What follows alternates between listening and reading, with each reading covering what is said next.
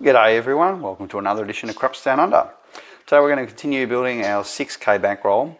I'm also going to use the field play that I showed yesterday with a bit of a twist.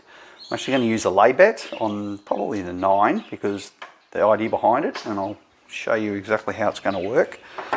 Now I haven't actually tried this, so this is me running it for the very first time, but it seems like it could work. So let's give it a try. I'm going to get some chips here. Here's 100, and let me get some greens. 1, 2, 3, 4, 5. Get greens. And nothing fits in there. Nothing fits in there. Good. All right. So first things before I start, I do need to fix up some errors. I think yesterday's session I overpaid one of my payouts. I think I was paid out 70. I think I may have paid 75. I gave an extra red, but there was also another one which I underpaid, which was two reds that I underpaid on one of my payouts. So the net result of that is I'm actually owed $5. So thanks for Rob for picking that one up. So basically get $5 back. Of course, if anyone notices any dealer errors, I really appreciate you telling me that. It's not nitpicking. I want to keep this accurate. So yeah, I'm not a dealer, so I am going to make plenty of mistakes. Hopefully at some point here I'll be able to get my mate Tony on here to do some dealing for us at some point when I finish my table. He's actually told me he's been watching my videos, so I'm actually kind of impressed because he's been a craps dealer for 23 years or so. So let's get started. So what we're going to do now, we're going to go start again with 70 in the field. All right, so put our 70 in the field. Now we're going to put a lay bet. Now the lay bet is reasonably large. It's 141. And that 141, after you pay VIG, basically nets you $90. And what that does is covers us on the 6 and the 8 for our bankroll. And it actually covers $30 of our bankroll here. So when a 7 rolls, we're basically out $40, right? So you keep 30, that's what we lose on a 7. If the 9 hits, we lose $70. So I think it's a reasonable trade-off to trade the 7 against the 9 because we are getting the cover here of $70 cover against the 9. So we're at an exposure of 71 to be exact against the 9. So yes, we're going to lose 71 when a 9 rolls, but we're not going to lose 70 plus 60, which is $130 on a 7. So I think it's a reasonable trade-off to help a little bit with the variance. It does mean we are losing our profit number here, but we'll only probably do this for the first couple of rolls until we get a couple of hits and get something under our belt from that particular hand. So we'll probably roll it until we get a win in the field, and then we'll take the lay off, and then the 9 will be able to be a profit number again. So let's see how it works. I have no idea what the dice might do, but I want to try this out. So let's get started. And in case I wasn't clear on my bets on my video yesterday, these bets are always working and I wasn't tracking the point. So I'm not going to bother using this, it just gets in the way. I'm just going to say the bets are always working. And let's roll it out. And I should mark this. I'll mark this as a lay so it's very clear that it is a lay. And straight out of the gate, we've rolled the worst possible number. We rolled the 9. So couldn't get any worse than that. So once we've paid VIG, basically to get everything back, we owe the house $40 and everything stays the same. And we put our bets all back up again. And that does include $4 of VIG. This bet at this level, 141, is going to win 94. The 94 is going to owe $4 in VIG. So that's kind of how we end up with the $90. And we got a 7. So again, I made a mistake there. I don't owe 40. Yeah, I owe more than that. I owe 70 because we lost this bet. and it's actually more than that, 71. So once I do everything right, now I've got 4 back. So my bad, we lose 71 here, we lose 30 on this one. So far, it's been an absolutely terrible run. The worst events that can happen have actually happened. And finally we've got something, we've got a 4, and we get paid $70. So this is always a parlay. So now if we get a 9 now, we're not actually out of pocket because, well, we're out of pocket $1, something like that, but this basically covers the 9 fully at this level once we've parlayed up. So there is a kind of the way the dynamic of this play works, it actually is kind of nice. We've got an 8, so we don't get anything there, we lose this. And let's take this all back. So far pretty rotten roll. Haven't rolled, we've rolled one field, well, roll an inside number. We do get paid 35 here. So we'll press, sorry, it was the 8, yes. We press up that one and we go back in the field. So hopefully we can get something to work for us. And we've got a yo, 6-5 yo. So that game pays 70. And we're doing a parlay. And we've got a 5, so we're not on the 5. So just having the worst run. Absolutely, I don't think it could really go too much worse than this. So nothing's working. We've funded this straight out of our bankroll.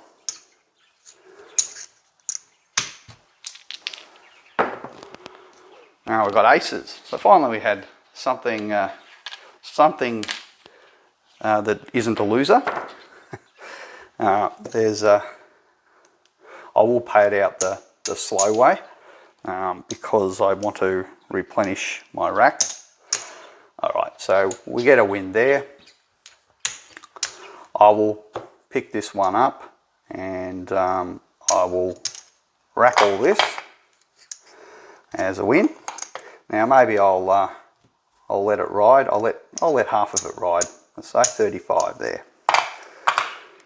But I want to rack something because we've had a pretty awful run.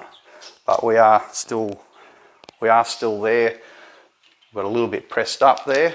If we get another back-to-back field, no, we didn't, and that's kind of the worst one. This one hasn't been pressed, so we lose all of that. So the dice have conspired to, sorry, got to pay it here. So press that one up. Dice have pretty much conspired to roll almost as bad as they could possibly go. Anyway, let's keep rolling.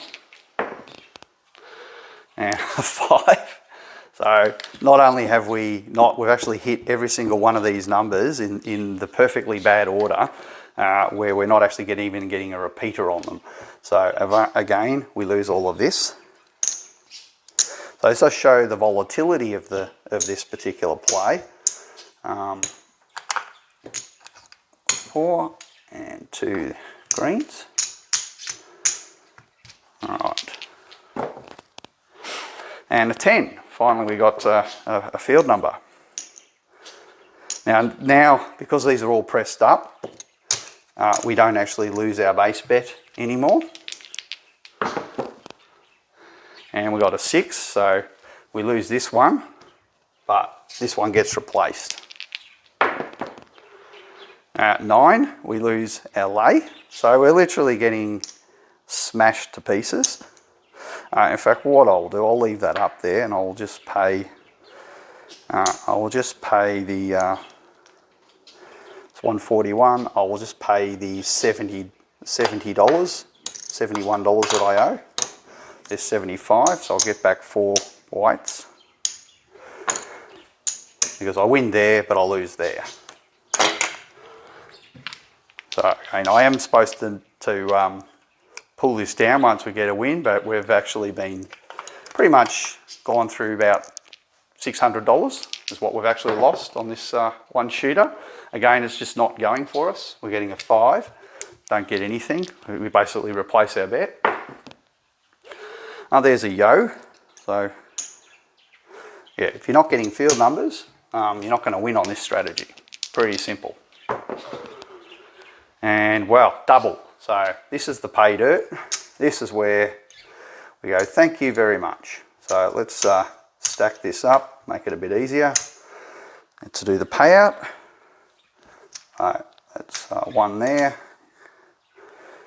And I will spread it all out so we can you can see how much we do actually make. But because we were pressed up, we actually do very, very well on this particular event. And they are going to happen. You are going to roll 12s and you are going to roll 1s, and when they happen, you're at least going to make 140 bucks and potentially more.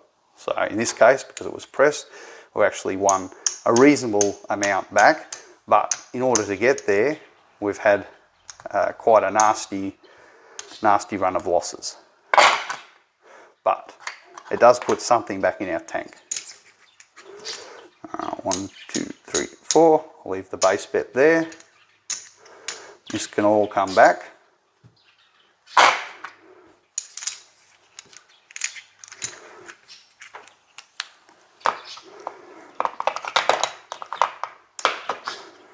This can all come back. So with everything on the felt, we're actually not too bad. Now, what do I want to see? What do I want to do? Let's do a stock take, just see where we're at.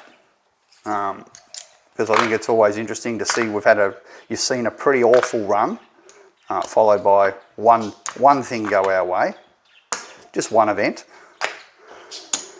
Let's see where we're at. And with this strategy, it is going to be like that. It's going to just keep chipping down and then you'll get a good win. And if you get a couple of fields hit back to back, you'll go, wow, it just literally, we just got back hundreds of dollars. And that's kind of how it is going to play out.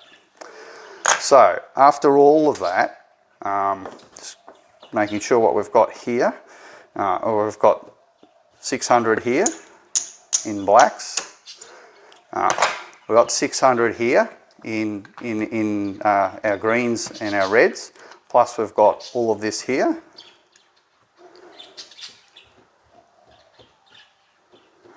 So another couple of greens there.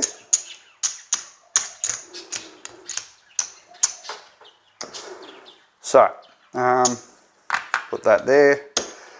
So after all of that terrible, terrible stuff that's happened to us, we're up $100. So, it's not too bad. Certainly not too bad at all.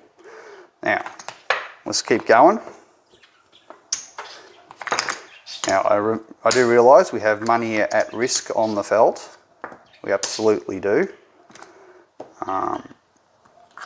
If we continue playing, now you could say, oh, look, the field hasn't been going for us very well to date. It's been a pretty ordinary roll. Maybe we'll just take 100 and run rather than trying to get our profit target of 240. 240 to 360 is the profit range from 20 to 30% based on a $1,200 bankroll. And you could go, yep, I've given it a go. I'll just take my 100 today. And there's nothing wrong with doing that. If you're feeling that the dice just aren't going the way you want them to go. And I always like the idea is when you start a session that if you win quick, then you get out quick. And you'll actually find the more sessions you play, the losing sessions by far are the ones where they took a long time. And if you look at my videos, you can just look at the duration and you'll see all the videos where I had adversity are always the long videos. It's never the short videos. The short videos, you're in, you make your profit, you're gone. And so when you do find adversity, there is something to be said for maintaining the amount of time at the table. If it's not working, for whatever reason, the conditions, it's just not happening, then great, just go, just leave. You don't have to stay there and get beaten up. So I'm just going to say that because we did have an opportunity to lock up a $100 profit, understanding it's not our target. We'll give this another go. We'll see how much further we go. I'm not going to run the lay anymore because yes, the 7 can come and wipe us out, but we did actually have a win, so I don't think it's actually worth necessarily running the lay at this point. 3. Whoops, I rolled that. That was a 2. Come back. It's ace deuce. So that does win. Another $70. Now all we're doing is hoping we get another field. And wow. So this is us done now. We're finished. Our session is over. We're leaving after this. Now I clearly didn't pay that out properly because I've got one less green than I should. So apologies for my bad dealing because I must have picked up a red. So I should have 4, should have been 77 because that's what I had originally on there was 70. I just didn't do the payout. I must have ended up with an extra red. So we now need to pay this out. So let's do the payout. Stack them up. 1. And you saw all the adversity we had, and now we're in clover. It's all gone well for us. I'm not sure if that picked those up, that dice on the frame. Hopefully it did, but as you can see, aces right there. So we've had our payout, our double payout. So again, let's see how much that was. All right. Now if I take our original bet out, right, there's our original bet taken out. This is all of our profit. So let's just colour it up.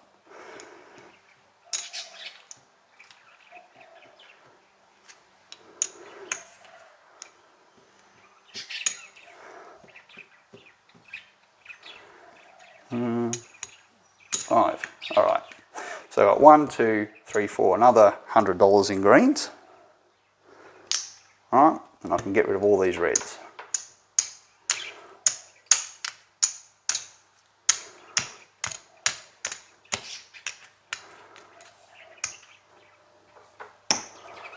All right, so another 4 greens. What am I doing? Not doing that exactly right at all, am I? All right, so $350. Not bad at all. So we made our profit target. I think we've actually exceeded our profit target. We'll colour this all up. Once we get it all back in the rack, take all this down. This is probably our most profitable session that we've had. Because remember, this has got pressed up winnings as well. So if I put that to there, well, geez, we're 1 chip short. In fact, I wonder if we can colour up our, not quite. I was hoping we could get there with our whites, but nothing ever goes perfectly, goes absolutely perfect, but I can see there's all our original blacks, 600 there. Got 500, 100, right, that's 1200, and all of this is our profit. Right, all of this. And in fact, I know we did have a little bit left over here in whites, but let's just colour all of this up and treat it as our total profit.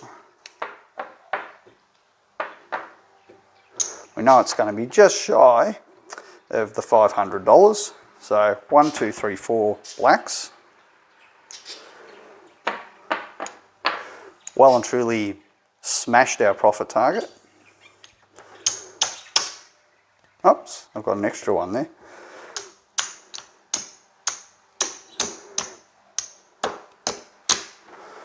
All right, so there's 400 in profit. I'm going to go and put him over with this one, right? So I can actually colour that up to a purple. That's our reserve bankroll.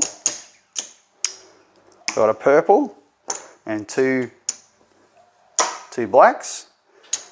In fact, almost got that as a black, so I'll chuck that over there as well. So 275, so 775 is what we've got in our reserve bankroll. This is all back to basically a little bit left over here. I've got $15, $19, $19. So $1,219 left in our rack for our next session, and we've almost got this guy built. He's at 775. So very, very amazing session, how that just came good for us. So let's roll this out. Let's see what might have been. Got a 6. So again, we would have been just back at our base level of $70 bet replaced. We would have lost we wouldn't have had any pressed up there because we collected everything. So that would have been basically a push. That would have given us a win on the field because we weren't running the lay bet. We would have lost the win, so we'd be back with basically a $70 bet. Same thing, another push. So 6 came. 6 again.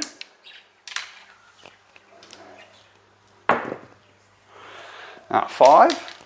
And this is the thing, when you see this kind of event happening, there's nothing to say that you can't press up your 5, 6, 8 so that you do make more, not just replacing. So that's what I'm saying. We can incorporate, you know, this is the base play, and then once we see more of these numbers coming, we can continue to press up. 8. So again, we're just getting a whole run of these numbers now. So it's not, we're not losing anything. They're just basically pushes. And there's the 7. So that's where we would have, the board's wiped clean, and we would have lost pressed up profit here, plus our $70 there. So a total of, I believe it's 130 out of our bankroll we would have lost, plus the pressed up 30, which is 60, plus 25, $85 in winnings. But given the result we got, I'm glad we checked out when we did, because we literally got nothing more out of that shooter, because the dice didn't keep rolling fields, it just kept rolling these inside numbers.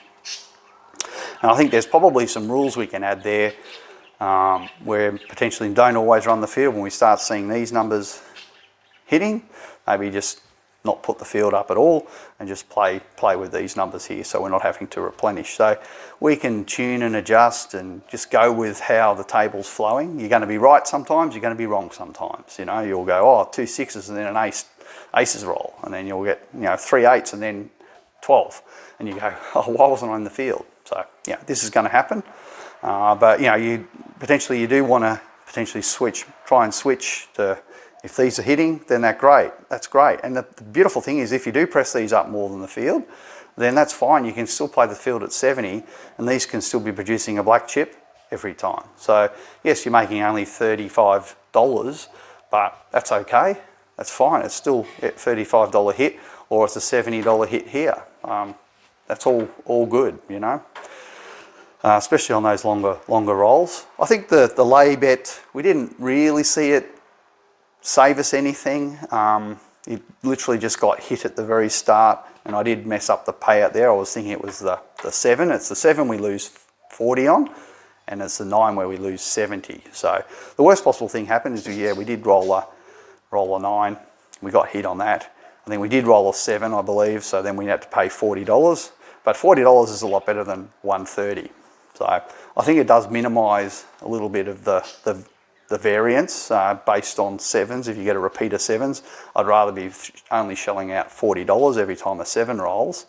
Yet I get 2 back-to-back fields, and then I get, you know, it's 70 plus 140 is 210, right? So 2 back-to-back fields, I get 210, and I'm only losing $40 on a 7. So I think it's actually pretty good. And yes, if I get 9s, I'm going to lose $70, but you know, the 9's only got 4 combinations, the 7's got 6 combinations. So it's a reasonable trade-off.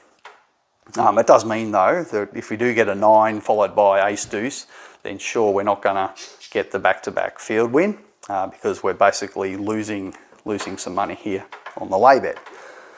But anyway, I was really happy with that session. It's literally the best session I've had in terms of profit we smashed our profit target. So it's kind of shown that yes, this can lose money, but my God, when the conditions, when it hits, it just rains money. So it's, yeah, swings and roundabouts, I guess. But if I think you've got this size bankroll, it's actually a reasonable play.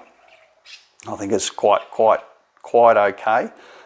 We could potentially play at a little bit lower level than what we were playing here as well, and there's nothing wrong with doing that either. We could play it at potentially somewhere around 2/3 of the level or half the level, something like that, and I believe we could still work. Just not going to make as bigger wins, but it would certainly protect our session bankroll for longer. So these are the things we can do. We can tune it as we go, but I think it's a reasonable play in making the field pay money. And I'm not a field player. As I said in my last video, I don't think it's a great bet. But the thing that does make it great is those, when you get the doubles. That's what really gives the field the boost, especially when you've got that pressed up bet. So I'll leave it there. Appreciate you watching and have a great day, everyone. See you again soon.